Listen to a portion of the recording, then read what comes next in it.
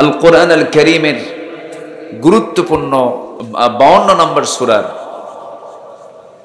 দুটি আয়াতে কারীম আমি তেলাওয়াত করেছি, 15 এবং 16। আল্লাহ রাব্বুল আলামিন রাসূলকে এই সূরাটা উপহার দিয়েছেন মক্কায়। কোথায় উপহার দিয়েছেন? মক্কায়। রাসূল ইন্তেকাল করেছেন কোথায়?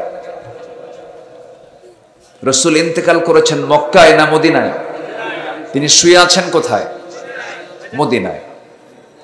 তার জন্ম হলো মক্কা আর মৃত্যু হলো মদিনা।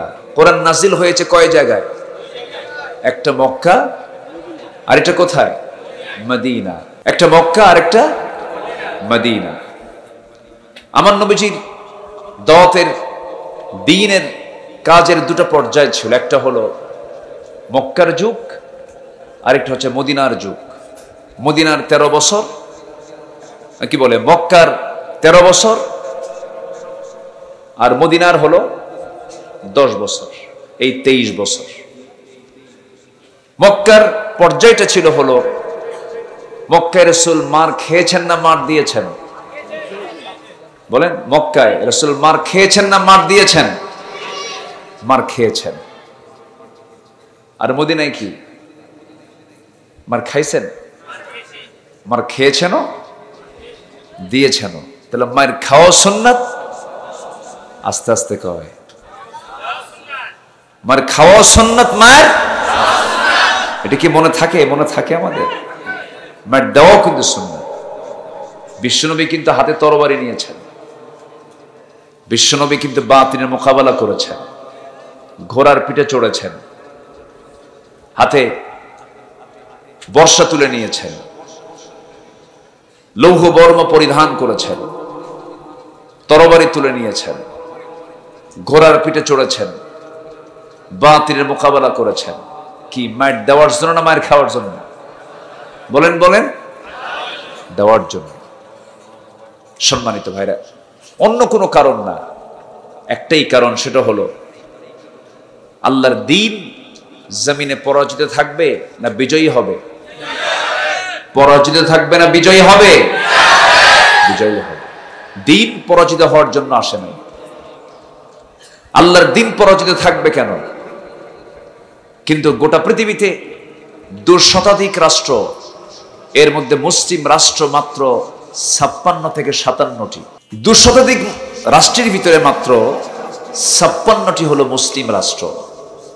200 কোটি মুসলমান 800 কোটি মানুষের ভিতরে। কত কোটি? 200 কোটি মুসলমান 800 কোটি মানুষের ভিতরে। তাহলে গোটা পৃথিবীতে মুসলমান বেশি না অমুসলিম বেশি? অমুসলিম বেশি। এবং ধর্মীয়ভাবে গোটা পৃথিবীতে বৌদ্ধের সংখ্যা হলো 1 নম্বরে। বৌদ্ধ। চীন গোটা পৃথিবীর মোট জনসংখ্যার একটি বিশাল অংশ জুড়ে আছে চীন।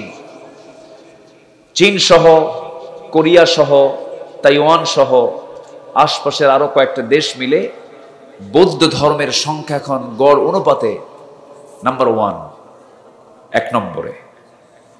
2 নম্বরে আছে হলো খ্রিস্টিয়ান, নাম্বার 3 হচ্ছে মুসলমান। এরপরে আরো পৃথিবীতে বহু ধর্ম আছে। এই ধর্মগুলো পৃথিবীতে বিভিন্ন জনপদে বিভিন্ন মানুষ এটা পালন করে আসছে। কিন্তু আমার আল্লাহর কাছে দিন কয়টা পছন্দের? একমাত্র দিন কোনটা? একমাত্র। এই কথাটাকে আমার না আল্লাহ? আমি মোল্লার না আল্লাহ? কোন মোল্লার না। আমি আব্দুল্লাহ, আমার নয়। আল্লাহ তাআলা বলছেন ইন্নাদ-দীনা, যারা আলেম ওলামা আছেন, ইন্নাদ-দীনা, একমাত্র দিন, একমাত্র ধর্ম, একমাত্র আইন, একমাত্র জীবন বিধান আমার আল্লাহর কাছে, সেটার নাম কি? আরো জোরে, তার নাম কি? ইকো দেওয়ার দরকার নেই, ইকো কমায় দেন। আচ্ছা, তাহলে পৃথিবীতে আরো ধর্ম আছে। এই ধর্ম কি তাহলে আল্লাহর কাছে গ্রহণযোগ্য? আসতে পারে গ্রহণযোগ্য? অন্য কোন ধর্ম মেনে কি জান্নাত পাওয়া যাবে? এটা কি আমার কথা না কোরআনের কথা? তাহলে আমার বিরুদ্ধে যদি কেউ কথা বলতে চান, তাহলে এটা কার বিরুদ্ধে চলে যাবে? কোরআনের বিরুদ্ধে চলে যাবে। কারণ আমি তো আমার আব্বার কথা বলতে আসিনি, কোরআন থেকে বলতেছি। তাহলে আল্লাহ বলছেন কোন দিন গ্রহণ করা হবে না। কার দিন ছাড়া? আল্লাহর দিন ছাড়া। একটা আয়াত কিন্তু বলেছি, এখন কোন দিন গ্রহণ করা হবে না এমন একটা সরাসরি আয়াতও আছে। আল্লাহ রাব্বুল আলামিন বলেন, ومن يبتغ غير الإسلام دينا فلن يقبل منه وهو في الآخرة من الخاسرين। জীবন বিধান হিসাবে, জীবন ব্যবস্থা হিসাবে, জীবন চলার পথ হিসাবে যারা আল্লাহর দিন ইসলামকে ছেড়ে অন্য কোন দিনকে গ্রহণ করবে, আল্লাহ বলছেন আমি তার কোন আমল কবুল করব না। তার নামাজ, তার সিয়াম, তার যাকাত, তার দান সদকা, তার কোন আমল গ্রহণ হবে না। কারণ সে তার জীবন বিধান হিসেবে সে ইসলামটাকে গ্রহণ করে নাই। আল্লাহ রাব্বুল আলামিন দিন গ্রহণের ব্যাপারে পরিপূর্ণরূপে গ্রহণ করতে বলেছেন। ইসলামকে আংশিক মানলেও মানা হবে না। আল্লাহ রাব্বুল আলামিন আর এই জায়গায় বলছেন উদখুলু ফিস-সিলমি কাফা ওয়া লা তাত্তাবিউ খুতুওয়াতিশ শাইতান ইন্নাহু লাকুম আদুউম মুবিন। জোরে বলুন আল্লাহু আকবার।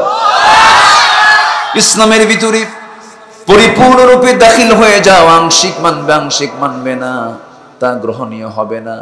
পরিপূর্ণরূপে তোমাকে মানতে হবে। এটাও কার হুকুম? আল্লাহর হুকুম। আমার বন্ধুগণ, গোটা দুনিয়া জুড়ে 800 কোটি মানুষের ভিতরে 200 কোটি মুসলমান, বাকি সব অন্য ধর্মের। যত ধর্ম আছে সমস্ত ধর্মকে আল্লাহ রাব্বুল আলামিন বলছেন বাতিল। একমাত্র হক দিন কার দিন?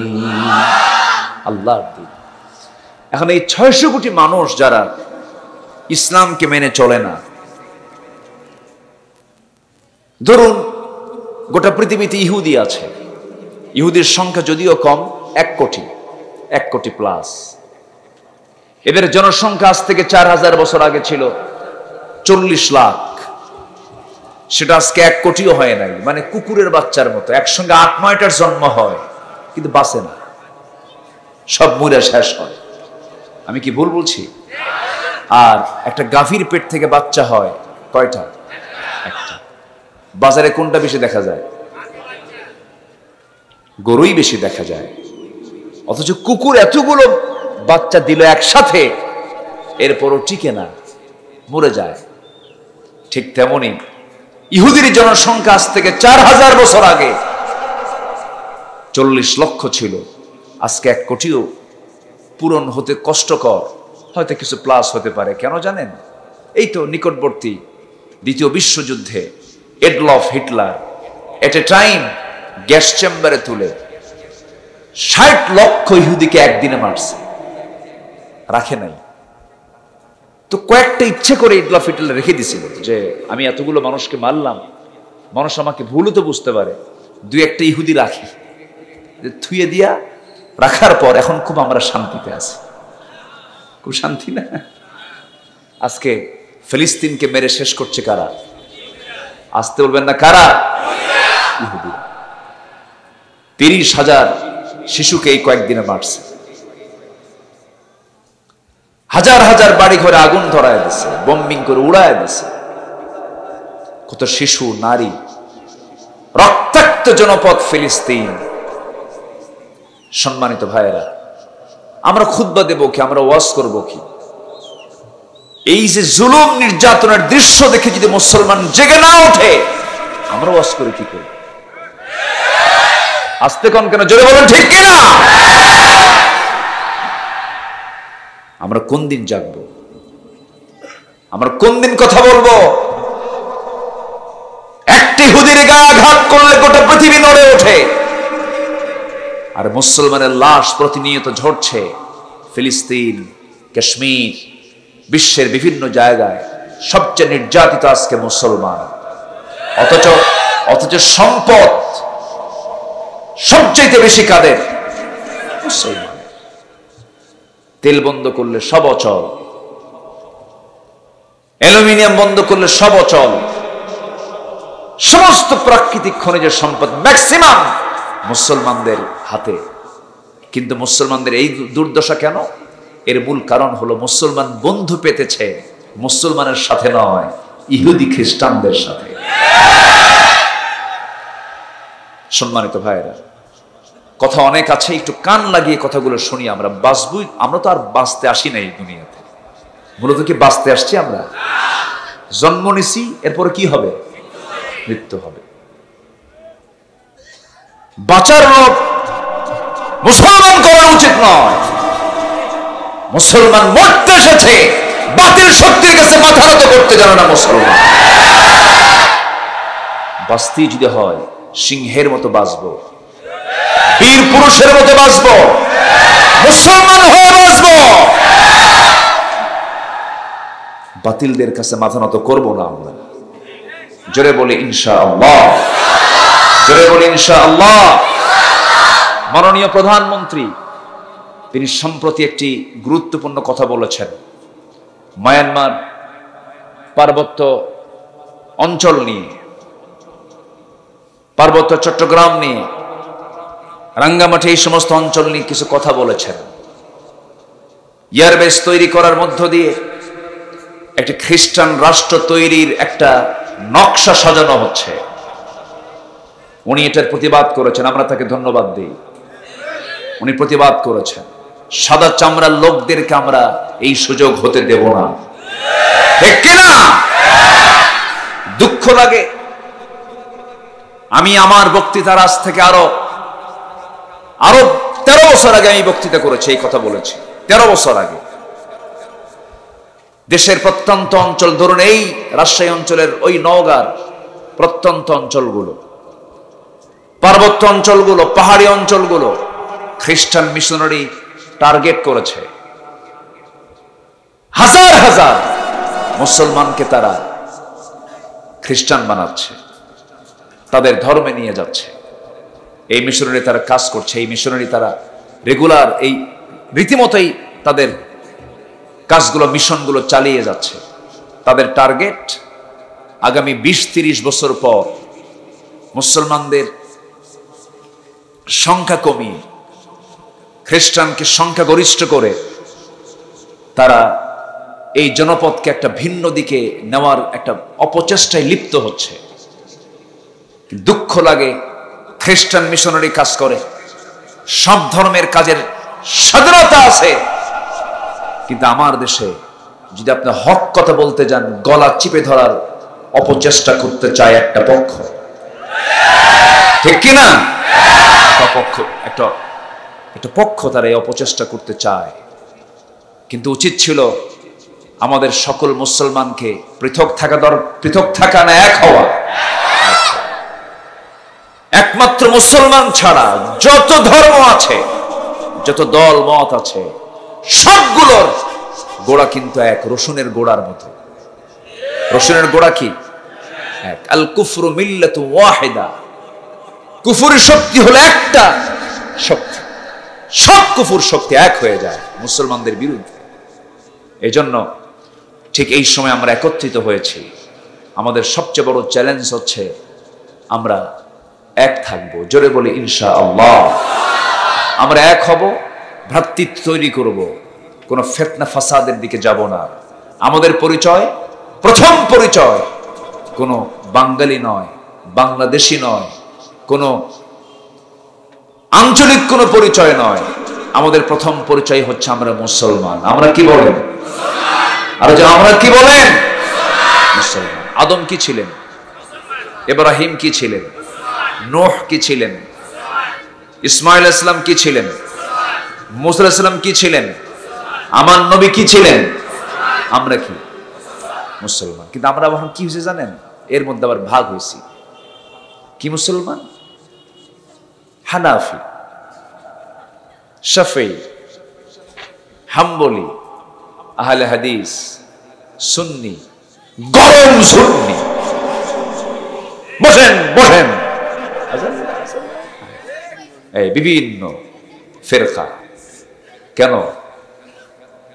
মোনাজাত নিয়ে মারামারি কেন? তালাকের মাসলা মাসাইল নিয়ে মারামারি কেন? ফরজ নামাজের পরে মোনাজাত হবে কি হবে না এটা নিয়ে মারামারি কেন? রাসূল নূর মাটি এগুলো নিয়ে দ্বন্দ্ব কেন? তুমি কি বুঝো না এগুলো দ্বন্দ্ব করার পেছনে মূল মদত যোগাচ্ছে ইহুদি খ্রিস্টানেরা?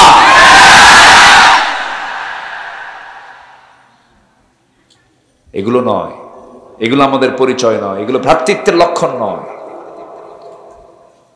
রাসূল জন্ম থেকে নবী না 40 বছর থেকে নবী নিয়ে মারামারি? এগুলো নিয়ে মারামারি কেন? এগুলো নিয়ে সুদের মোহরা চলছে সমাজে, কোনো আওয়াজ নাই। জেনার লাইসেন্স দিয়ে বসে আছে সমাজ, কোনো কথা নাই। ছেলেগুলো ডিভাইস পায়া, মোবাইল পায়া শেষ। এক ছেলে আজকে সকাল 11টা বেলা 11টা আমাকে ফোন দিয়েছে, একটা যুবক, পরিচয় না দিয়ে কান্দে আর কয়, হুজুর আমার কি তওবা কবুল হবে না? কি করছো বাবা? বলে হুজুর আমি প্রচুর হারে হস্তমৈথুন করেছি, মাস্টারবেশনে আমি আসক্ত। বললাম কেন বাবা এগুলো কেন করো? হুজুর আমি পর্ণ আসক্তিতে লিপ্ত, পর্নোগ্রাফিতে আমি আসক্ত,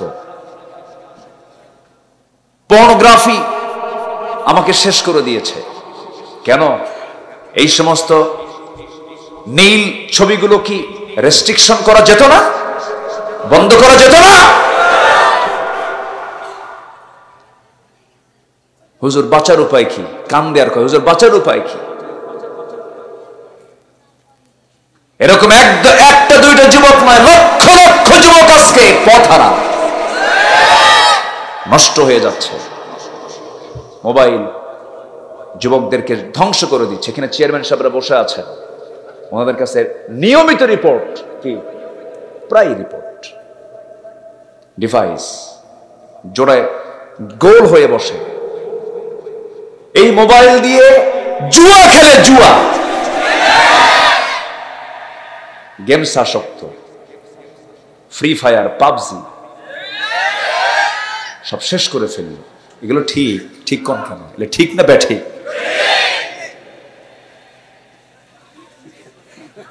হ্যাঁ কথা বলবো, কথা বলবো, রাগ করতেছেন নাকি আপনারা?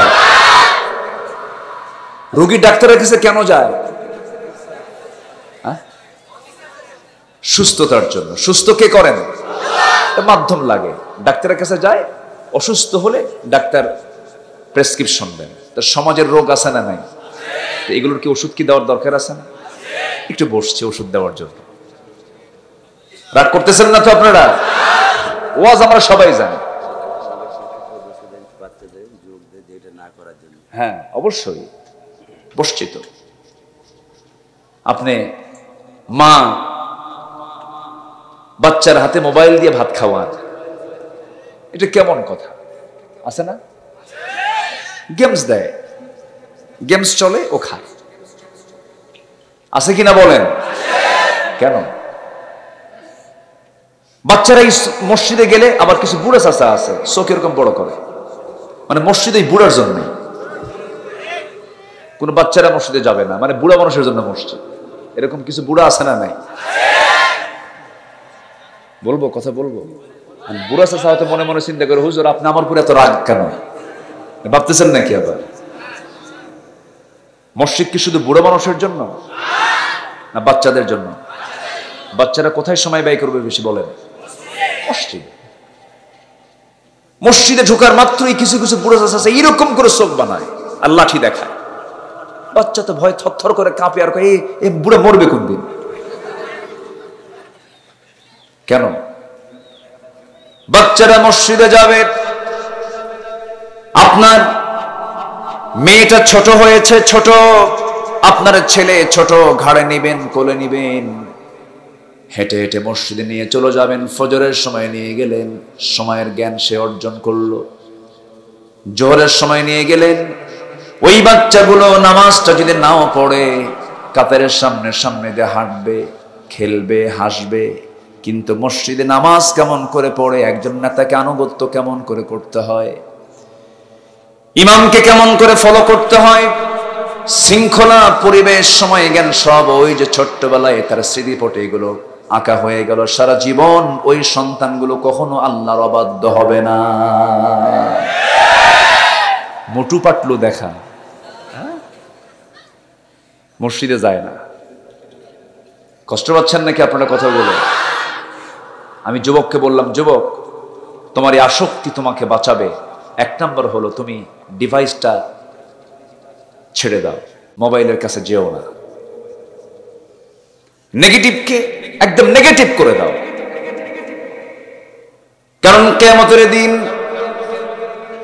কোন বান্দা যদি এমন বিকৃত যৌনাচারে যদি আসক্ত হয়ে যায়, গুনাহে যদি লিপ্ত হয়ে যায়, কিয়ামতের দিন তার অঙ্গগুলো ফুলে ফুলে উঠবে, সবার সামনে এটা ওপেন হয়ে যাবে। সবচেয়ে বড় পাপ হলো গোপন পাপ। গোপন পাপ যে বান্দা বেশি বেশি করবে, আল্লাহ তাআলা সেদিন কিয়ামতের দিন সবার সামনে তাকে ওপেন করে দিবেন। আমার বন্ধুগণ, গোপন পাপ করা যাবে না, সবচেয়ে বেশি ভয় করতে হবে গোপন পাপকে।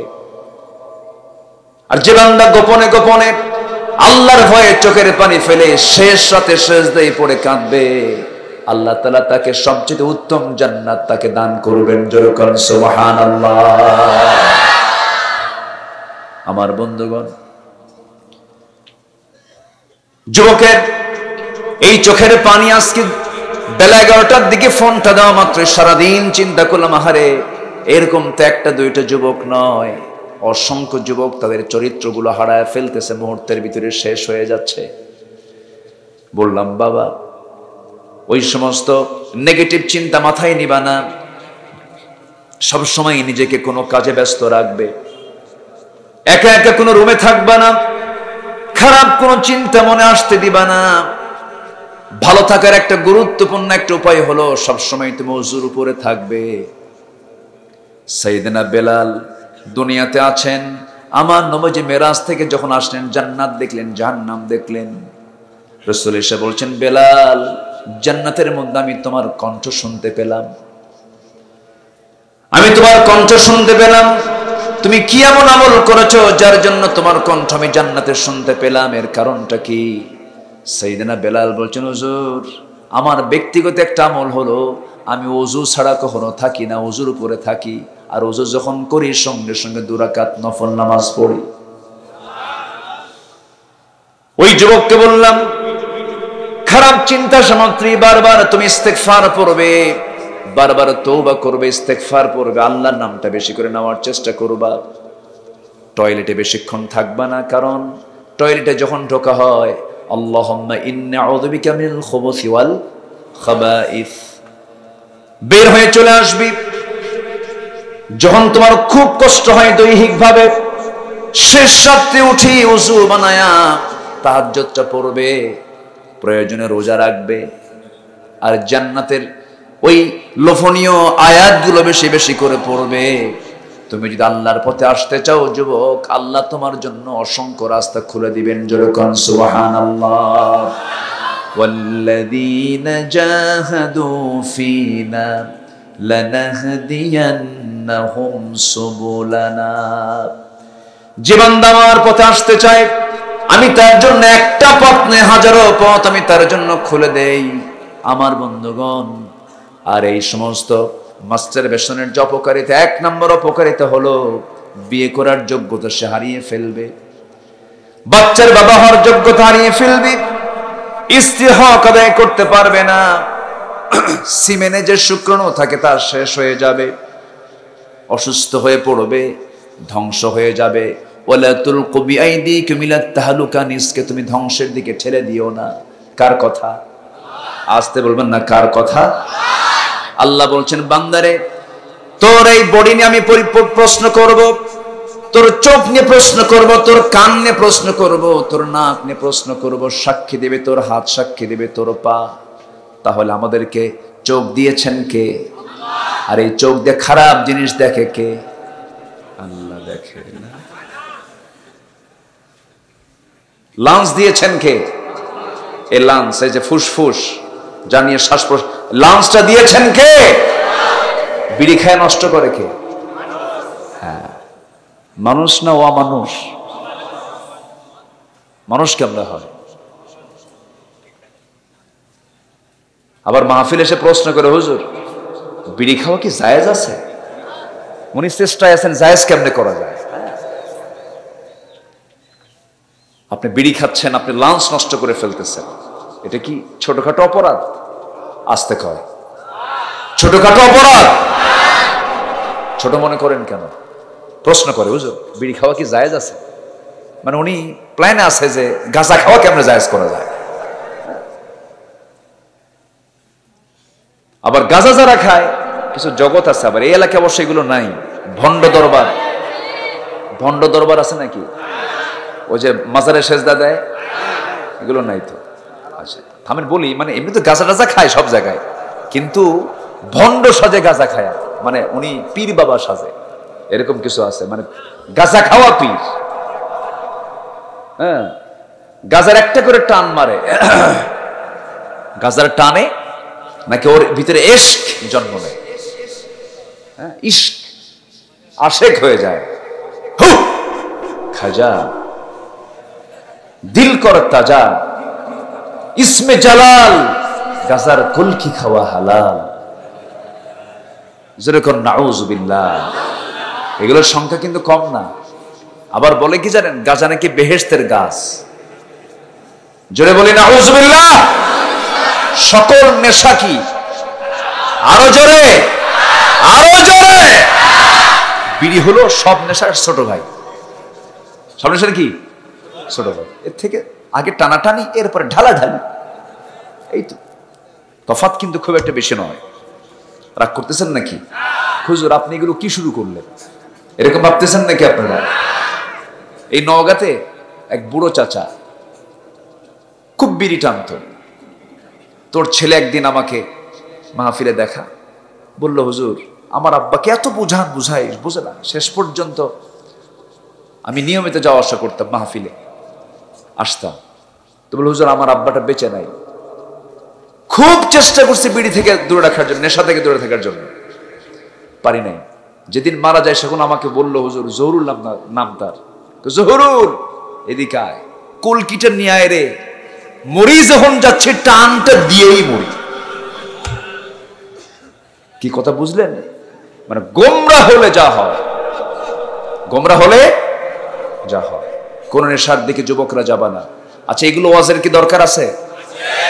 আছে কিনা বলেন? যুব সমাজ আজকে শেষ হয়ে গেল।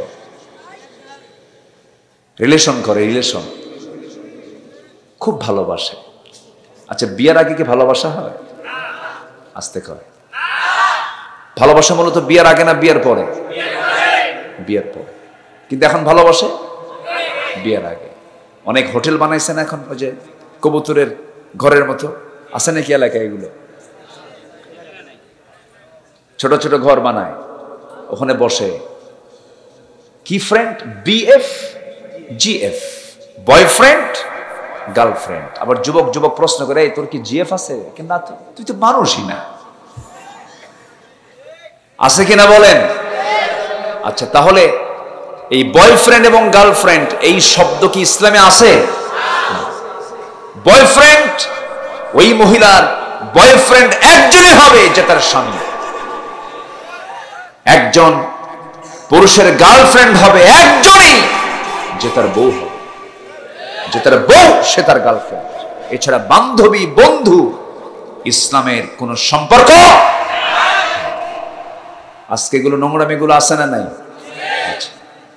স্কুলের সামনে, গার্লস স্কুলের সামনে যায়া বালক বসে থাকে এটি মেয়ের মতো, ছেলে বসে থাকে গার্ল স্কুলের সামনে, মানে বাপও নাই মাও নাই। মেয়েটা যখন বের হয় পিছে পিছে ফকিরের মতো যায়। হ্যাঁ ফকিরের মতো না? ফকিরই তো। তুমি যাবা কেন? মেয়ের বাবা তোমার কাছে আসবে, ঠিক কিনা? তুমি ফকিরের মতো যাবা কেন? মেয়ে পক্ষ বিয়ের প্রস্তাব দেবে।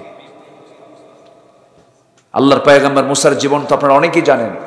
মেয়ের বাবা শুআয়ব আলাইহিস সালাম বললেন যে আমার দুটা মেয়ে দেখে নিয়েছো, বিয়ে দেব, তুমি কি বিয়ে করবা? মেয়ে পক্ষ বিয়ের প্রস্তাব দেবে, আর ছেলে যায় দৌড় মারে এতিমের মতো, ফকিরের মতো যায়। যখন কোনো জবাব না পায় তখন কয়, শোনো এই একটাবার তাকাও, আমাদের ছায়া থাকো দেখি, 3টা রাত আমার ঘুম নাই, কান্দে। আছে না নাই? আছে না নাই? মনে হয় এই এলাকায় মনে হয় এগুলো ছেলে পেলে নাই, আছে। ফেসবুকে চ্যাটিং করে, মেসেঞ্জার, হোয়াটসঅ্যাপ, ইমো, লাইন, ভাইভার, সব জায়গায় ইনবক্সে একটা সালাম কালাম দেয়। আবার বলে, হুজুর শেষ রাতে যদি আমার বান্ধবী ফজরের নামাজের জন্য ডাক দেয়, জায়েজ আছে না? মানে বান্ধবীর ডাক বেটে জায়েজ আছে কিনা প্রশ্ন করে। প্রশ্নের মানটা আজকে কোথায় চলে গেছে? এক ছেলে আমাকে অনেকদিন আগে ফোন দিয়ে বলতেছে, হুজুর 2 বছর যাবত একটা মেয়ের সঙ্গে আমার রিলেশন, হঠাৎ করে মাস 2 আগে সে আমার ফাঁকি দিয়ে চলে গেল। হুজুর আমি খুব কষ্ট পাচ্ছি। হুজুর এই যে সে আমাকে কষ্ট দিয়ে চলে গেল, এতে কি ওর গুনাহ হবে না? ও গুনাহ খুঁজতেছে এর মধ্যে। আমি কি অবাস্তব কোনো কথা বলতেছি? এগুলো অবাস্তব কিছু আছে? এগুলো করো না বাবা, বাদ দিয়ে দাও, মানুষ হও। তোমাকে মানুষ হতে হবে। তুমি মুসলিম পরিবারের সন্তান, তোমাকে ঘুরে দাঁড়াতে হবে। তোমার চারিত্রিক মান হবে ফার্স্ট ক্লাস, তোমার কথা হবে ফার্স্ট ক্লাস, তোমার চলাফেরা হবে ফার্স্ট ক্লাস, তোমার লাইফ স্টাইল হবে ফার্স্ট ক্লাস। জীবনটা শুরু হবে, সময়টা শুরু হয়ে যাবে, দিনটা শুরু হয়ে যাবে আল্লাহর সন্তুষ্টির মধ্য দিয়া। সূর্যের মালিক সূর্যোদয় করেন, সেই সূর্যের মালিক আল্লাহ বলছেন, বান্দা সূর্য যখন উদয় হবে তার আগ দিয়ে একটা নামাজ আমি তোরে দিয়েছি। আজান শুনবি, আজান শোনার সঙ্গে সঙ্গে ওযু বানাবি, নামাজে দাঁড়াবি, সেজদা দিবি, রুকু করবি, আমি তোর সমস্ত গুনাহগুলো আমি আল্লাহ মাফ করে দেব। কার ওয়াদা? আল্লাহর ওয়াদা। আমার ভাইয়েরা, হারাম কোনো কাজে আমরা যাব না। জান্নাত কঠিন কিছু নয়, জান্নাত খুবই সহজ একটা বিষয়। জান্নাত আল্লাহ আমাকে আপনাকে দিতে চান, কিন্তু জাহান্নামে বান্দা যাবে বান্দারা দোষে না আল্লাহর দোষে। বান্দারা দোষে বান্দা জাহান্নামে চলে যাবে। আল্লাহ বান্দার সামনে সবকিছু ক্লিয়ার করেছেন। বান্দাকে বলছেন, বান্দা এটা পানি, বান্দা এটা মদ, এই পানিটা খাবি, মদটা খাবি না। বান্দা এটা হালাল, এটা হারাম, হালাল গ্রহণ করবি, হারাম গ্রহণ করবি না। আল্লাহ সবকিছু বান্দার সামনে স্পষ্ট করেছেন। আল হালালু বাইয়িন ওয়াল হারামু বাইয়িন, হালালটা স্পষ্ট, হারামটা স্পষ্ট, কিন্তু বান্দা হারামের পিছনে দৌড়ায়।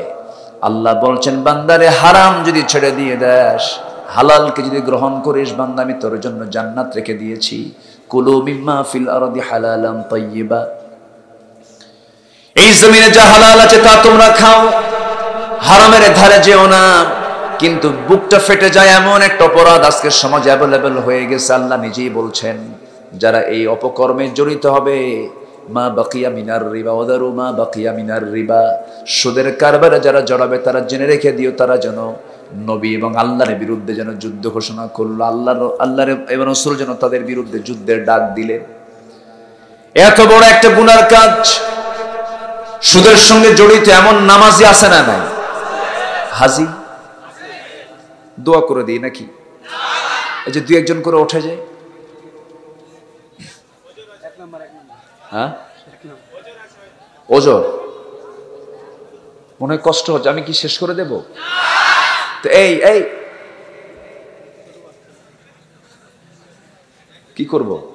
হ্যাঁ, আলোচনা চালিয়ে যাব, কোনো সমস্যা নেই তো? আলহামদুলিল্লাহ। আপনাদের ভাষার মধ্যে এত রস, এত সুন্দর করে আপনারা কথা বলেন। আবার মাঝে মাঝে রাগ করলে মামুর বেটা, এরকম বলে না? বলে মামুর বেটা বলে না? এটা এই কথাটা প্রয়োজন আছে রাজশাহী। ও আচ্ছা, আপনাদের ভাষা তো সুন্দর। এই পাশেই তো মালদা, মুর্শিদাবাদ, তারপরে নদিয়া, এই অঞ্চল ভাষা তো অনেক সুন্দর, মিষ্টি বাংলা ভাষা। কিন্তু এই নোয়াখালীতে গিয়ে একটু প্যাঁচ লাগছে না? একটু প্যাঁচ লাগছে। চিটাগাঁয়ে গিয়ে এটার কবর হয়ে গেছে, খুব জটিল। ওখানে বাংলা খুঁজে পাওয়া যায় নাই বললে চলে। তবে ওদেরও ভাষা ভালো। সব ভাষাই তো ভাষা। ভাষার মালিক কে বলেন তো? ভাষার মালিক কে? আল্লাহ। তবে বাংলা ভাষা যদি বুঝতে হয়, বাংলা ভাষা যদি ফেস করতে হয়, তাহলে এই এলাকার ভাষাটাই হলো সবচাইতে স্পষ্ট, শুদ্ধ। আলহামদুলিল্লাহ বলে। দেখেন কি জোরে ঠিক করলে, দেখছেন?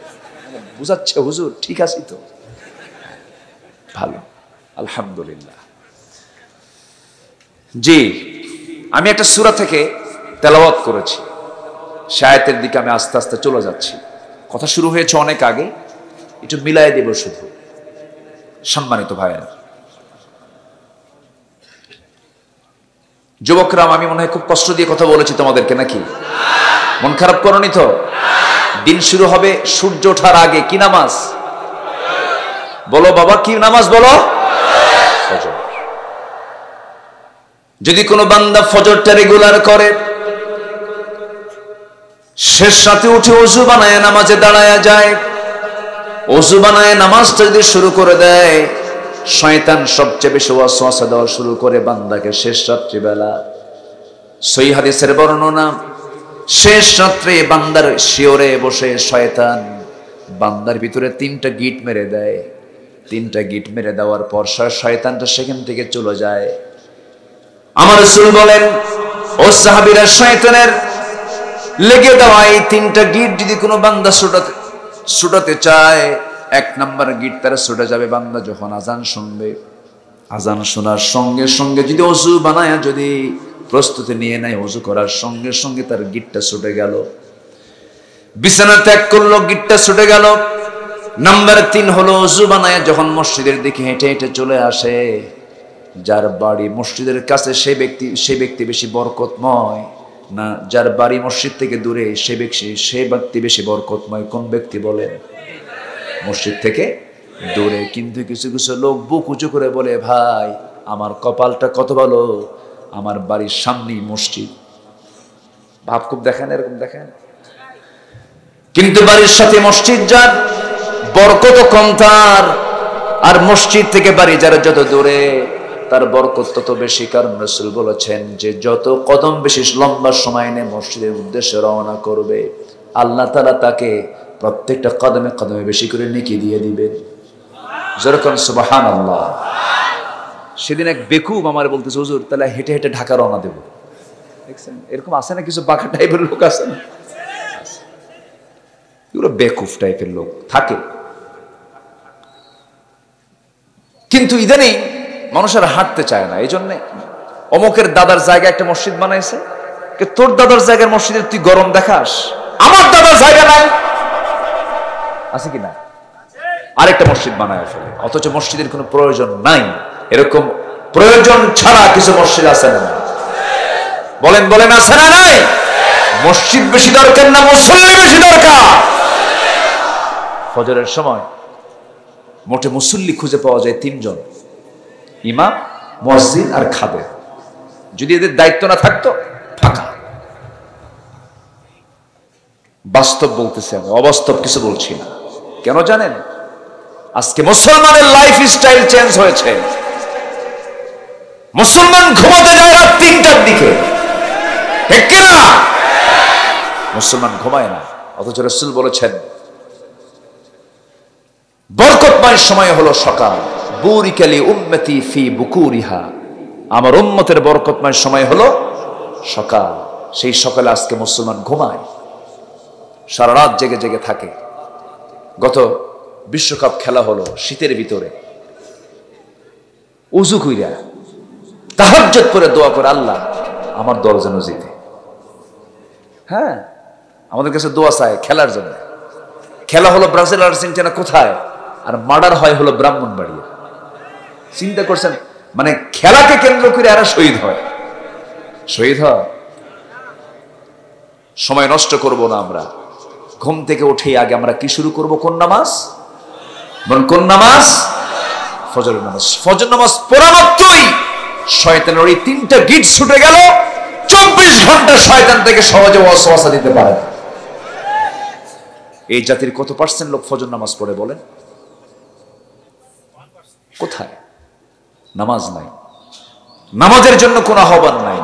যুবকরা, যে নেতা তোমার হাতে মদের বোতল তুলে দেয়, যে নেতা তোমাকে নামাজের কথা বলে না, যে নেতা তোমাকে মিথ্যা আশা দেয়, যে নেতা তোমাকে চাঁদাবাজি করতে নির্দেশ দেয়, যে নেতা তোমার হাতে নারী তুলে দেয়, তোমার চরিত্র নষ্ট করে নেশা তুলে দেয়, ওই সমস্ত নেতৃত্বের মুখে থুতু মারবা, যাবা না। ওই জীবন নষ্ট করা যাবে না। জীবন কয়টা? জীবন? অগোছালো না গোছালো? গোছাবো আমরা, জোরে বলি ইনশাআল্লাহ। জীবনটা গুছিয়ে নে। জীবনটা গুছিয়ে নিতে হলে নামাজ দিয়ে গুছায় নিতে হবে। নামাজ দিয়ে সুন্দর করে নিজের জীবনটাকে গুছায় নিতে হবে। কাজের অধীনে নামাজ নয়, নামাজের অধীনে কাজ। নামাজ কেন্দ্রিক জীবন যাপন করব আমরা। আমার আল্লাহ তাআলা রাসূল কি এই কোরআনটা দিয়েছেন। কোরআন যখন ছিল না তখন তিনি পারেন নাই, কোরআন যখন পেয়েছেন তখন থেকে তিনি সফল হয়েছেন। সেই কোরআন আজও আছে না নাই বলেন? যখন কোনো সমস্যায় পড়ে যাব, কোরআনের কাছে ধারণা দেব, কোরআন সব জবাব দিয়ে দেবে, সকল ফয়সালা কোরআন দিয়ে দেবে। কোরআন তেমন একটা কিতাবের নাম, এমন কোন প্রশ্ন নাই যে প্রশ্নের জবাব কোরআনে নাই। জোরে কোন সুবহানাল্লাহ। সব আছে এর ভিতরে, কি নাই এর মধ্যে? বহুদিন আগে, আজ থেকে 16-17 বছর আগের কথা, এক মাহফিলে বললাম কোরআনের সব আছে। এক বেচারি বলে, হুজুর কোরআনের মধ্যে কি আলু আছে? বললাম আলু কেন, আদা রসুন পেঁয়াজও তো আছে। আছে না? ওয়া আদাসিহা ওয়া বসালিহা ওয়া ফুমিহা, আছে না? সব আছে এর মধ্যে। আমরা কোরআনটাকে সুন্দর করে পড়বো, জোরে বলি ইনশাআল্লাহ। গুরুত্বপূর্ণ একটি সূরা, সূরাতুশ শুরা থেকে আমি দুটো আয়াতে কারিমা তেলাওয়াত করেছি। আল্লাহ রাব্বুল আলামিন এখানে এক বচন শব্দ প্রয়োগ করে রাসূলকে অর্ডার দিচ্ছেন, কয়েকটা হুকুম দিচ্ছেন। 6টা হুকুম রাসূলকে দিয়েছেন। আল্লাহ রাব্বুল আলামিন বলেন, فَلِذَلِكَ فَادْعُ وَاسْتَقِمْ كَمَا أُمِرْتَ وَلَا تَتَّبِعْ أَهْوَاءَهُمْ وَقُلْ آمَنْتُ بِمَا أَنزَلَ اللَّهُ مِنْ كِتَابٍ وَأُمِرْتُ لِأَعْدِلَ بَيْنَكُمْ اللَّهُ رَبُّنَا وَرَبُّكُمْ لَنَا أَعْمَالُنَا وَلَكُمْ أَعْمَالُكُمْ لَا حُجَّةَ بَيْنَنَا وَبَيْنَكُمْ اللَّهُ يَجْمَعُ بَيْنَنَا وَإِلَيْهِ الْمَصِيرُ। জোরে বলুন আল্লাহু আকবার। রাসূলকে বলা হলো, হে রাসূল, অতএব আপনি 6টা কাজ করুন। নাম্বার 1 হলো, 1 নাম্বার কাজ হলো আপনি দাওয়াত দিন। এই দাওয়াতি কাজের দায়িত্ব কি একার না সবার? সবার দায়িত্ব। পরিবারে দাওয়াতের দরকার আছে না নাই? স্বামী তার স্ত্রীকে দাওয়াত দেবেন, স্ত্রী তার স্বামীকে দাওয়াত দেবেন, বাবা তার ছেলেকে দাওয়াত দিবেন, ছেলে তার বাবাকে দাওয়াত দেবেন, ভাই তার ভাইকে দাওয়াত দিবেন, বোন তার ভাইকে দাওয়াত দিবেন। এই দাওয়াতি কাজ আল্লাহ রাব্বুল আলামিন প্রথম রাসূলকে আয়াতে অর্ডার দিয়েছেন, কারণ দাওয়াত ছাড়া কোনো কাজ সফল হতে পারে না। আমার বন্ধুগণ, এই দাওয়াতি কাজ যদি আজকে আমাদের পরিবারে যদি 100% যদি আমরা পারিবারিক দাওয়াতি কাজ করতাম, পরিবারগুলো জান্নাতের টুকরা হয়ে যেত। কিন্তু অনেক পরিবার আছে, দেখা যায় বাবা সন্তানকে স্কুলে না গেলে পরে শাসন করে, কিন্তু নামাজের জন্য একটা কথাও বলে না। যে পিতা তার সন্তানকে ফজরে তুলতে পারে না, যে মা তার সন্তানকে ফজরে জাগিয়ে তুলতে পারে না, সেই পিতা, সেই মাতা কখনো যোগ্য পিতা মাতা হতে পারে না। অযোগ্য, ব্যর্থ পিতা, ব্যর্থ মা। অনেকে বলে সন্তানটা ঘুমায়, কেমনে ডাকি? আচ্ছা, বাড়িতে যদি আগুন লাগে কি করবেন? বাড়িতে আগুন লাগছে, বাচ্চা ঘুমায়, কি করবেন? খালি তাড়াতাড়ি খালি বলবেন, বাবা ওঠো, বাবা আগুন লাগছে, ওঠো বাবা, এরকম বলবেন? ওই যে কইছে একজন বলছে না, তাড়াতাড়ি আগুন লাগছে বাবা, ধমক দেবে, তাড়াতাড়ি নিয়ে যাবে আগুন থেকে বাঁচার জন্য। আর ফজর নামাজ যা নষ্ট করছেন, জাহান্নামের আগুন সহ্য করবেন কেমন? আপনি মনে করতে হবে জাহান্নামের আগুন দুনিয়ার আগুনের চাইতে আরো ভয়ঙ্কর। বাচ্চাকে বলতে হবে, বাবা ওঠো, কম ওঠো, নামাজ পড়ো, আসসালাতু খায়রুম মিনান নাওম। এই দাওয়াতি কাজ সবার ভিতরে থাকার দরকার আছে না নাই? বউ নামাজ পড়ে না, স্বামীর মুখে এত বড় দাড়ি, আছে না? এরকম আছে না? হাজি সাহেব ট্রিপল হাজি, কি হাজি? ট্রিপল, হ্যাট্রিক, হস্টেস করে আসছে, কিন্তু বউকে পর্দার কথা বলে না, বউ নামাজও পড়ে না, বউ চুল ছেড়ে দিয়ে চলে। হাজি সাহেব চুল ছেড়ে দেওয়া বউ নিয়ে গোটা নবাবগঞ্জ ঘুরে। বউ হলো হাজির, মজা নাই হলো সবাই। আমি কি ভুল বলতেছি? এরকম আছে না নাই? আবার কিছু কিছু স্বামীও আছে বউকে পরপুরুষকে দেখাতে খুব পছন্দ করে, মানে রুচি খুব ভালো, তো উন্নত রুচি। নিজের বউ সাজায়া গুজায়া হোন্ডার পেছনে নিয়ে ঘোরে, গোটা শহর ঘোরায়, আবার ফেসবুকে পোস্টে দেয়, প্রিয় বন্ধুরা আসুন আমার বউটাকে সবাই মিলে জামাতের সাথে দেখি। আসতে কয়, আছে না এরকম কিছু বদমাইশ, কুরুচির রুচিতে পোকা ধরেছে, এরকম কুরুচিপূর্ণ কিছু স্বামী আছে না নাই? তোর বউ তুই দেখবি। হ্যাঁ, পুরো ঠিকই বোঝে। নিজের বউ নিজে দেখবা, পর পুরুষ কেন দেখবে? নিজের সম্পদ তোমার, তোমার বউ দেখে আরেকজন মজা নেবে, এটা কেমন কথা? আমি কি ভুল বলছি কথাগুলো? এইগুলো সমাজে আছে না নাই? এগুলো করা যাবে না। দাওয়াতি কাজ দিয়ে ঠিক করতে হবে। আমার রাসূলের দাওয়াত ছিল প্রথমে বাইরে না ভিতরে? বলেন ভিতরে। প্রথম দাওয়াত ছিল আমার নবীজির ভিতরে। প্রথম দাওয়াতটা তিনি বাইরে দেন নাই। নবুয়ত পেয়েছেন জাবেলে নূর থেকে, নূরটা নিয়ে আসলেন, কোরআনটা পেলেন, নবুয়ত পেলেন কত বছরে? বলেন কত বছরে? আমার রাসূল যদি জানতেন, তিনি আগের থেকে তিনি যদি জানতেন আমি আল্লাহর পয়গম্বর, তার দুটা মেয়েকে তিনি কাফের পরিবারে বিয়ে দিতেন না? কাফের পরিবারে বিয়ে দিছিলেন না? পরে তো জামাইও তো কাফের, যুদ্ধের ময়দানে যুদ্ধবন্দী হয়ে গেছে। রাসূল শেষ পর্যন্ত সেই জামাইকে বললেন আমার মেয়েকে তালাক দাও, আমার মেয়েকে আমার ঘরে পাঠায় দাও, কোন মুশরিকের ঘরে মুমিনা নারী থাকতে পারে না। রাসূল যদি জানতেন তাহলে কি মেয়েকে বিয়ে দিতেন ওই পরিবারে? বেকুব গুলো বোঝে না, এমনি একটা কথা বলে, আছে না এরকম? আচ্ছা, উত্তর কিন্তু উত্তর বুঝতেছেন তো আপনারা? সম্মানিত ভাইরা, আমি বেশি বলি না, একটু একটু করে বলার চেষ্টা করি। আমাদের মূল মিশন হলো, চিন্তা করেন ওরা চিন্তা করতেছে হলো এয়ারবেস তৈরি করে কেমনে একটা খ্রিস্টান রাষ্ট্র তৈরি করা যায়, আর আমরা মারামারি করে আমরা।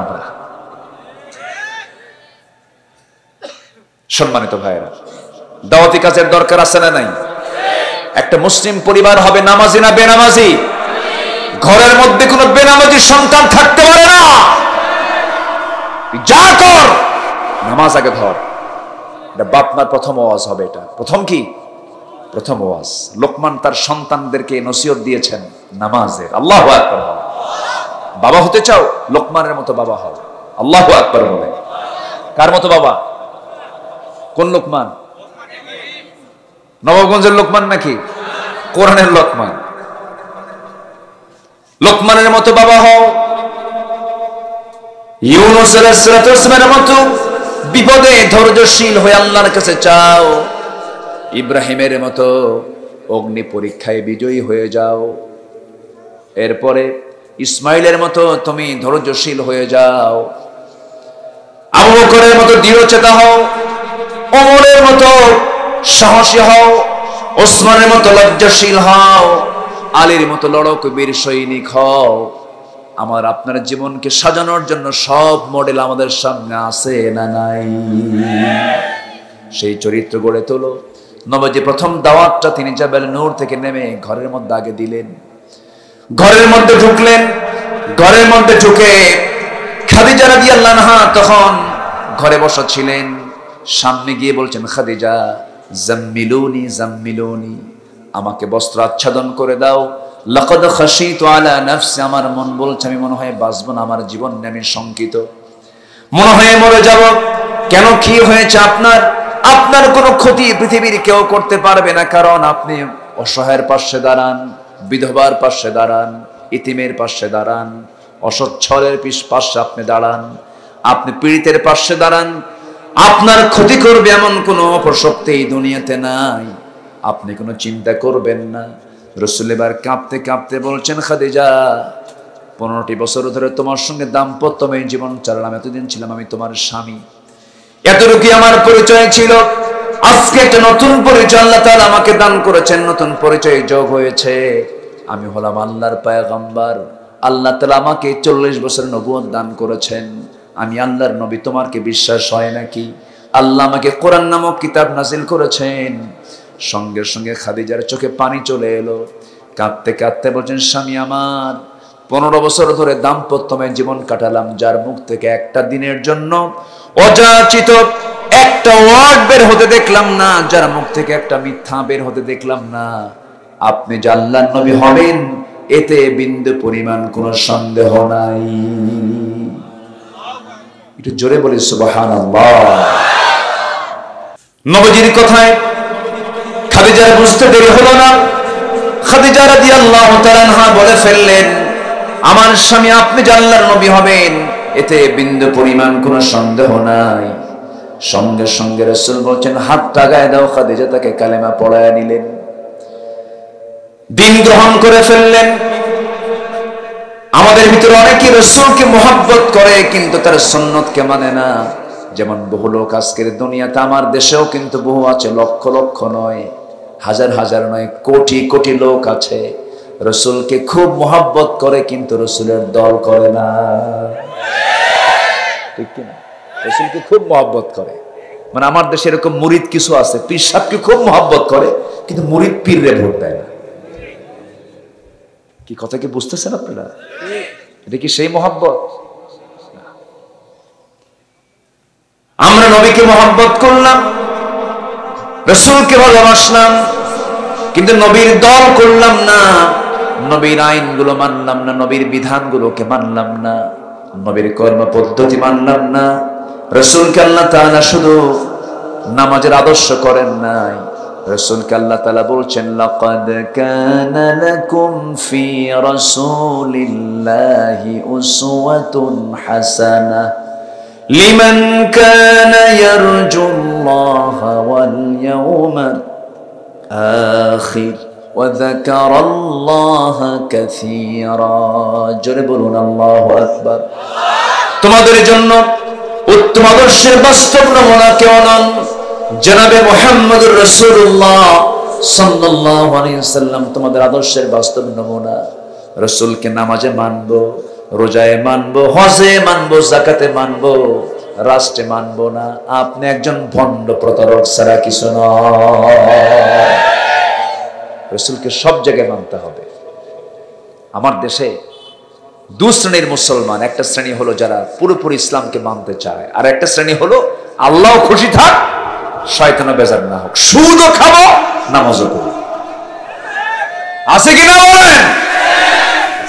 আবার খতিব যদি সুদের বিরুদ্ধে ওয়াজ করে তার চাকরি থাকে না, কারণ সভাপতি সব সুদ খায়। সুদের বিরুদ্ধে ওয়াজ করলে তো চাকরি থাকা কঠিন। হঠাৎ করে একদিন বলেই ফেলছে সুদের বিরুদ্ধে, সভাপতি সব সামনে বসা, কাম তো সারা, আয়াত তো আসছি বলবি তো। জুমার খুতবা শেষ, নামাজ শেষ, সভাপতি সব হেঁটে হেঁটে আসে, মুখে কোনো হাসি নাই। বলছে, হুজুর ভাবছিলাম আপনি খুব ভালো মানুষ, কিন্তু আপনি সুদের বিরুদ্ধে ওয়াজ করলেন, ভালো কথা, আপনি বলেন তাও কোনো আপত্তি নাই, কিন্তু আপনি সুদের বিরুদ্ধে ওয়াজ করলেন তাতে আমার কোনো দুঃখ নাই, আমি সুদ খাই, ভালো কথা, কিন্তু আপনি আমার দিকে চেয়ে থেকে ওয়াজ করলেন কেন? কি কথা কি বুঝতেছেন না? আছে না নাই? আছে না নাই? আজকে মুসলমান সুদ খায়, মুসলমান হিংসা করে। কি করে? হিংসা করে। অনেকদিন আগের একটা গল্প মনে পড়লো। এক বেচারি বিয়ে করতে যাবে, আগের যুগে তো ঘোড়ায় চড়ে বিয়ে করতো, তো গ্রামের এক লোকের ঘোড়া আছে, যা বলছে, ভাই ঘোড়াটা দিবা, আমার অমুক দিন বিয়া। তোরা তো ঘোড়া দেবই না, যা, মিল নাই। ও চলে আসছে বাড়িতে, সবে কদরের রাত্রিতে মসজিদে গেছে, আল্লাহর কাছে দোয়া করে, আল্লাহ শোনো, তোমার কাছে আমার আজকে একটা প্রার্থনাও আমার নাই, একটা দোয়া শুধু, ওর জন্য ঘোরানো হয়। কি কথা কি বুঝতেছে? এই দোয়া করে বাড়িতে চলে আসছে। বাড়িতে এসে দেখে মা কান্দে। মা তুমি কান্দো কেন? কে বাবা তোর গরু মরছে। কি মরছে? গরু মরছে। দোয়া ঠিকই কবুল হয়েছে, মালাকুল মউত আসছে, ঘোড়ার কাছে না। কার কাছে? কার গরু? যে দোয়া করছে। হিংসা করবেন, নিজেই ঠকবেন।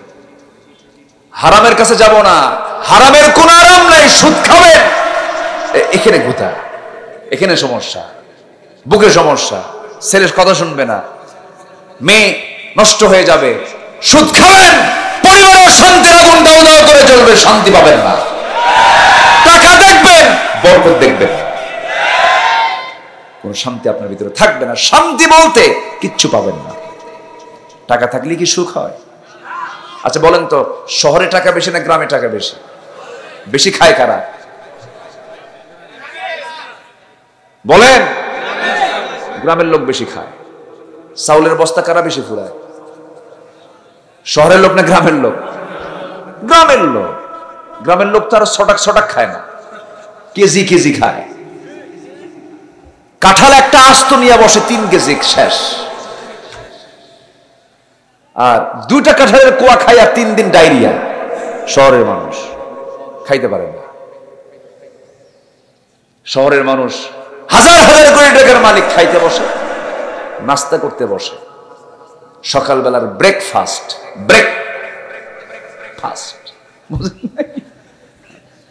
খাইতে বসলো। কি খাইতে বসলো? 1 কেজি আঙ্গুর সামনে, একটা আঙ্গুর খায়, আরেকটা আঙ্গুর ধরতে গিয়েই পিএস বলে, পার্সোনাল সহকারী বলে, বস আর খাওয়া যাবে না, ইনসুলিন নিতে হবে, ইনসুলিন। একটা খায়, আর এতিমের মতো ছায়া থাকে আঙ্গুরগুলোর দিকে। হারে আঙ্গুর, টাকা আছে কিন্তু খাইতে পারলাম না। কি কথা কি বুঝতেছেন আপনারা? বুঝতেছেন কথাগুলো? বোঝা যায়? এতগুলো রুটি, 1 রুটি খায়া আর খাওয়া যাবে না, ইনসুলিন, সমস্যা, ডায়াবেটিস, উচ্চ রক্তচাপ, হাই প্রেসার।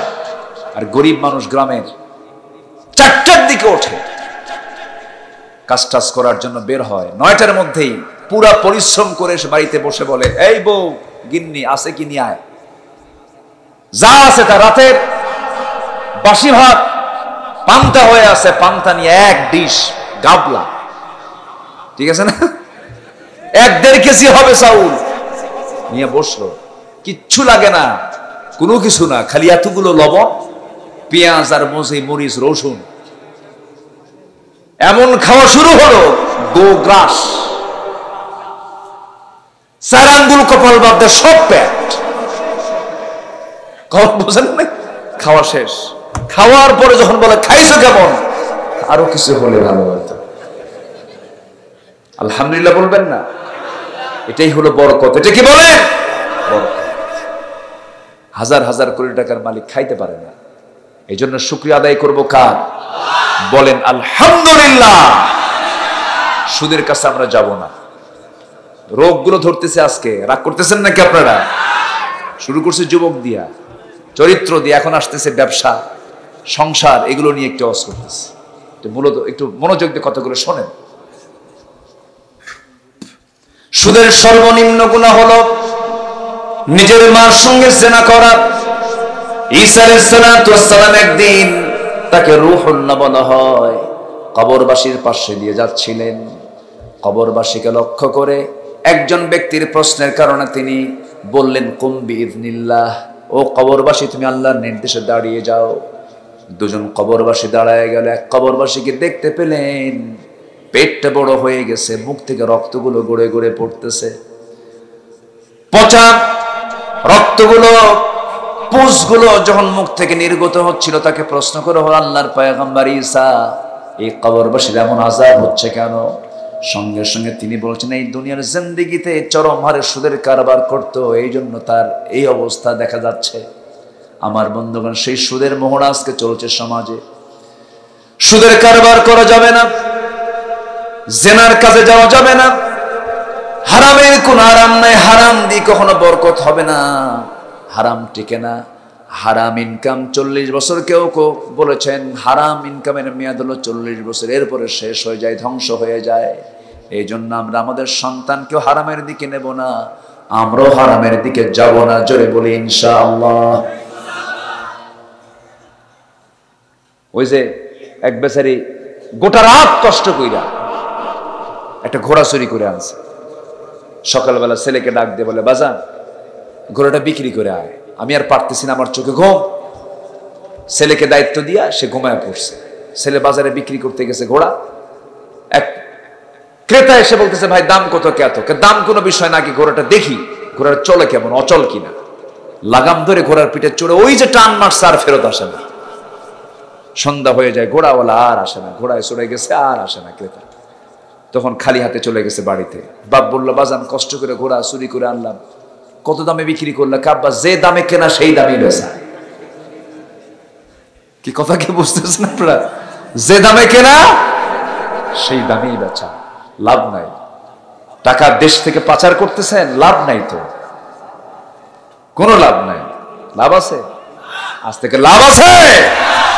হারাম দিয়ে আরাম পাবেন না। জনগণের হক নষ্ট করলে ছাড় দেওয়া হবে না, আল্লাহ ছাড় দিবেন না। অশান্তি। সম্মানিত ভাইয়েরা, তাহলে দাওয়াত দেব আমরা আগে ঘরে না বাইরে? আগে ঘরে না বাইরে? ঘরে। রাসূলকে মহব্বত করতে হবে, ভালো কথা। খাদিজা রাসূলকে মহব্বত করেছেন। আবার আবু তালেবের নাম সবাই শুনেছেন। আবু তালেব নবীর কি হন? চাচা হন। তিনি কি মহব্বত করেন নাই? করেছেন। কিন্তু নবীর মহব্বতের প্রতি আবু তালেবের যে মহব্বত ছিল আর খাদিজার যে মহব্বত ছিল, একরকম না ভিন্ন রকম? বলেন না, দোয়াই করে দিই নাকি? ওই যে চাপচোপ না? আচ্ছা, একটু বসেন কাইন্ডলি, একদম একটু বসেন। আমি একটু ক্ষমা সুন্দর দৃষ্টি কামনা করছি, আমারও উঠতে একটু দেরি হয়ে গেছে। 10টায় উঠলে ভালো হতো, কিন্তু কি করবেন, বৃষ্টি তো, একটা পরিবেশের কারণে আমি চাইছিলাম যে আগে ভাগে উঠবো। 12টার পরে তো আসলে আলোচনা ঠিক না, ফজরের নামাজ থাকে, সবকিছু থাকে। আর একটু সময় আমাকে দেন, আমি 6টা হুকুমটা শেষ করি। হ্যাঁ, আমাকে দিচ্ছেন তো সময় ইনশাআল্লাহ। অনেক রাত আমি ওটা পছন্দ করি না, কিন্তু আমার সারে না মানুষ, বুঝলেন? এবং উঠায় দেয়, লেখা থেকে প্রধান বক্তা হয়ে যায় মাহফিল এসে শেষ বক্তা। এখানে তাও তো আগে উঠায় দিচ্ছেন। ময়মনসিংহ এলাকায় গত 3 বছর আগে গেছে, হুজুর বলতেছে, হুজুর ঘুমান। 9টার দিকে গেছে রাত, হুজুর বালিশ দিলাম, এক ঘুমান। কুটবো কখন? আপনাকে এই বছর 1 ঘন্টা আগেই তুলে দেওয়া হবে। তো আমাকে 3টার দিকে ডাক দেবে, বলে হুজুর চলেন। বললাম যে 3টার দিকে নিয়ে যাচ্ছেন?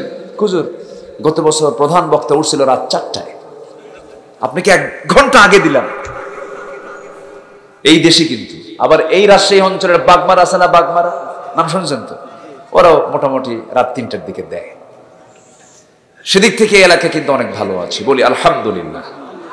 একটু আমাকে সময় দেন, কে উঠবেন না? তো আমার নবীর প্রতি খাদিজার যে মহাব্বত, খাদিজা নবীর কি হন? স্ত্রী। দুঃখের কালের না সুখের কালের? বলেন বলেন। প্রথম জীবনের। আহারে আল্লাহু আকবার। খাদিজাকে আল্লাহ তাআলা নিজে সালাম দিয়েছেন। আল্লাহু আকবার বলেন। আল্লাহ নিজে সালাম দিয়েছেন। আমার বন্ধুগণ, খাদিজার মুহাব্বত আর আবু তালেবের মুহাব্বত রাত দিন তফাৎ। আবু তালেব নবীর সঙ্গে নবীর পক্ষ নিয়ে জেল খাটার পর আবু তালেব জাহান্নামে যাবে। মুহাব্বত থেকে ছিল, কিন্তু জাহান্নামে যাবেন তিনি কেন? মুহাব্বত ছিল কিন্তু আনুগত্য ছিল না। আমার দেশ আবু তালেবের মতো বহু মুহাব্বত করনেওয়ালা বান্দা আছে, রাসূলকে খুব মুহাব্বত করে, খুব দরুদ পড়ে, কিন্তু নবীর দল করে না। আছে না নাই? ওদের ভূমিকা হলো আবু তালেবের মতো, আবু তালেবের মতো। কিন্তু আবু তালেবের মতো ভূমিকা দিয়ে জান্নাত পাওয়া যাবে না। আবু বকরের মতো ভূমিকা নিতে হবে, ওমরের মতো ভূমিকা নিতে হবে, আলীর মতো ভূমিকা নিতে হবে। আবু তালেব কি করেন নাই? নবীর পক্ষে এত কাজ করেছেন তিনি। নবীকে বিয়ে করেছেন তিনি, ব্যবসা শিখেছেন তিনি, ভাষা শিখেছেন তিনি। নবীকে বাঁচাতে গিয়ে জেল খেটেছেন 3.5 বছর আবু তালেব নিজে। এরপরেও তিনি জান্নাত পাবেন না, কারণ তার মধ্যে কি নাই? ঈমান নেই, আনুগত্য নেই। রাসূল বলেন, চাচা আপনি আমার জন্য যা করেছেন, শুধু কালিমা পড়বেন, অনায়াসে জান্নাতে চলে যাবেন। আবু তালেব কয়, মুহাম্মদ এটা আমার দ্বারা হবে না। এরকম লোক এখন আছে না নাই? হুজুর আপনি যা ওয়াজ করেন করেন, সমস্যা নাই, আমি আমার দল ছাড়তে রাজি না। আছে কি না? আসতে বলবেন না, আছে না নাই? আমার নবীজি শেষ পর্যন্ত পারলেন না, কারণ হেদায়েত দেওয়ার মালিক কি আমার রাসূল না আল্লাহ? পারলেন না। নিজের আপন ঘরে, নিজের ঘরের চাচা পারলেন না। আবু তালেব দুনিয়া থেকে বিদায় নিয়ে নিলেন। সেই বিদায়ের মাত্র 3 দিন পর হঠাৎ করে খাদিজা রাদিয়াল্লাহু তাআলা আনহা রাসূলকে লক্ষ্য করে বলছেন, ইয়া রাসূলুল্লাহ, শরীরটা আমার ভালো যাচ্ছে না, আমি মনে হয় মরে যাব। মক্কার ঘটনা, রাসূল মদিনায় তখন হিজরত করেন নাই। খাদিজার শরীরটা খুব অসুস্থ, রাসূল তাকে খুব ভালোবাসতেন এবং আম্মাজান খাদিজাও রাসূলকে খুব ভালোবাসতেন। নবীজি তার মৃত্যুর পর থেকে নিয়ে মৃত্যুর দিন পর্যন্ত আমার নবী এমন কোন দিন নাই যে দিনে রাসূল খাদিজার নামটা মুখে নেন নাই। রাসূল খুব মহব্বত করতেন তাকে, মাঝে মাঝে বলতেন, আমার স্ত্রীরা শোনো, আমার খাদিজা যদি আমার জীবনের শেষ সময় পর্যন্ত থেকে যেত, আল্লাহ তাআলা আমাকে দ্বিতীয় বিবাহের কোনো অর্ডার দিতেন না, আমি বিয়ে করতাম না। তাহলে এখান থেকে বোঝা যায় রাসূল যে বিয়েগুলো করেছেন সম্পূর্ণ হুকুম ছিল কার? আর নাস্তিকের বাচ্চারা বোঝে না। নাস্তিকের বাচ্চারা বলে, বিশ্বনবীর এতগুলো বউ কেন? থাপ্পড়ায় 32 দাঁত ভাঙ্গা দরকার বেকুবদের। দাঁত ভাঙ্গা দরকার না মাজা ভাঙ্গা দরকার?